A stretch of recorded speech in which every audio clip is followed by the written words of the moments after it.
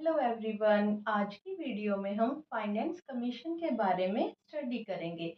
हमारा जो recent finance commission है वो 16th फाइनेंस कमीशन है, जो डॉक्टर अरविंद पनगारिया उसके चेयरमैन हैं। उनके अंडर रिपोर्ट सबमिट करवाई गई कब?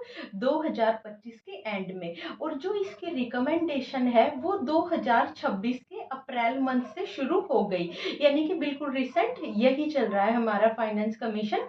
फाइनेंस कमीशन से जो क्वेश्चन आते हैं एनटीए के एग्जाम में वो इस तरीके से आते हैं कि फाइनेंस कमीशन की जो रिकमेंडेशन होती है कि सेंटर स्टेट को इस तरीके से रिसोर्सेज प्रोवाइड करेगा या इस तरीके से फाइनेंशियल हेल्प प्रोवाइड करेगा, उसके लिए वो क्राइटेरिया फिक्स करता है।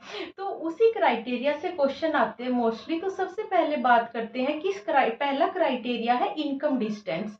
इनकम डिस्टेंस को 42.5% का शेयर दिया गया है। उसके बाद आता है हमारा सेंसस 2011, उसको 17.5% की वेटेज दी गई है। इसी तरीके से एरिया, यानी कि किसी भी स्टेट का एरिया कितना है उसके हिसाब से उसको वेटेज दी गई है 10% की।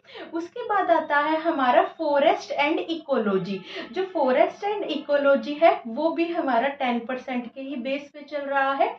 नेक्स्ट है हमारा डेमोग्राफिक डिविडेंड। डेमोग्राफिक डिविडेंड भी हमारा 10% पे चल रहा है। और नेक्स्ट है हमारा जीडीपी कंट्रीब्यूशन। ये बिल्कुल नया क्राइटेरिया है।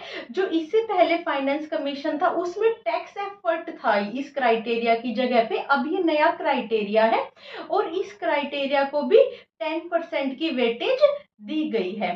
तो मैं डिस्क्रिप्शन में आपको इससे जो प्रीवियस वाला फाइनेंस कमीशन था यानी कि 15th फाइनेंस कमीशन, क्योंकि उससे भी क्वेश्चन आने के चांसेस होते हैं रिसेंट और उससे लास्ट ईयर का तो एटलीस्ट हमें आना चाहिए, तो उसके लिए मैं डिस्क्रिप्शन में आपको प्रोवाइड कर दूंगी उसका डाटा। तो आज की वीडियो में इतना ही। Thank you.